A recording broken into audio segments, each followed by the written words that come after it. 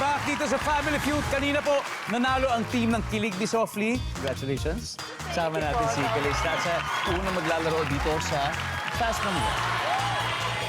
Ang goal nila ay makapag-uwi ng total cash prize of 200,000 pesos. At may 20,000 din ang chosen charity. Ano bang napili niyo? GMA Kapuso Foundation po. Jimmy Kapuso Foundation. So si Esther ay nasa waiting area. It's time for Fast Money. Give me 20 seconds on the clock. Kung magbibigay ka ng reward sa taong nakapulot ng wallet mo, magkano ang ibibigay mo?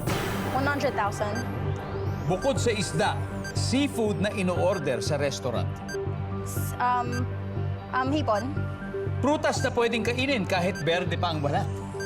Saging. Kung may eleksyon ng mga hayop, anong hayop ang mananalong presidente? Dog. Sa anong sport pwedeng naka-cap o sombrero ang kasali? Baseball. Let's go! Ready ka, Lista? Okay. Kung magbibigay ka ng reward sa nakapulot ng wallet ko, magbibigay ka ng 100,000. Wow! Nandiyan ba ang 100,000? Baka masyado mataas siguro. Bukod sa isda, seafood na ino-order sa restaurant, sabi mo ay hipon. Ang sabi ng survey, nice one. Prutas na pwedeng kainin berde kahit na berde pa ang balat. Sabi mo ay saging. Ang sabi ng survey, Yes, saging. meron. Kung mag-eleksyon ng mga hayop, hayop na mananalong presidente ay ang aso. Ang sabi ng survey. Top answer! Nice one. Sa anong sport pwede naka-cap o sombrero ang kasali? Sabi mo baseball. Ang sabi ng Top answer. survey. Very good. Thank you po. Kalista, let's welcome back Esther. Esther, may good news ako sa'yo. Kalisa got 121. Okay, 79 na lang. Tapos na.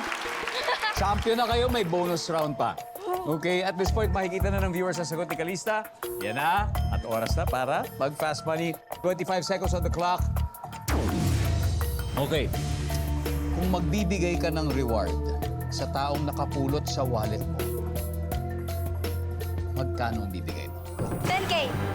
Bukod sa isda, seafood na ino-order sa restaurant. Hipon. Bukod sa hipon, ano pa? Good. Meat. Prutas na pwedeng kainin kahit berde pa ang balat. Bayabas. Kung may eleksyon ng mga hayop, anong hayop ang mananalong presidente? Manok. Anong sport pwedeng nakakapo sombrero ang kasali? Horse racing. Let's go, Esther. 79 points. So, kung magbibigay ka ng reward sa nakapulot ng wallet mo, sabi mo, magbibigay ka ng 10,000. Very generous. Ang sabi ng survey, wala. Ang top answer natin, 500. 500. Bukod sa isda, seafood na ino-order sa restaurant. Sabi mo yung meat. Sabi ng survey ay, siyempre wala. Hipon ang top answer, tapos crab. Prutas na pwedeng kainin kahit berde pa ang balat, kahit green. Sabi mo yung bayabas. Ang sabi ng survey, meron. Pero ang top answer ay mangga. Siyempre, manggang hilaw. Di ba? Sarap yan. Kung may eleksyon ng mga hayop, anong hayop ang mananalo ng presidente? Sabi mo yung manok. Siyempre kasi, yan yung manok mo. Hindi, tsaka yun ang manok mo. Pag natalo, puputakan ka. Nandyan ba ang manok? Ang top answer ay aso. Sa anong sport pwedeng naka-cap or sombrero ang kasali? Sabi mo ay horse racing. Ang sabi ng survey? Meron. Ang top answer ay golf. Golf. Anyway, Esther, congratulations. Thank You all won 100,000 pesos. Kilig ni Softly at siyempre kilig for you. May 50,000 kayo. Maraming salamat.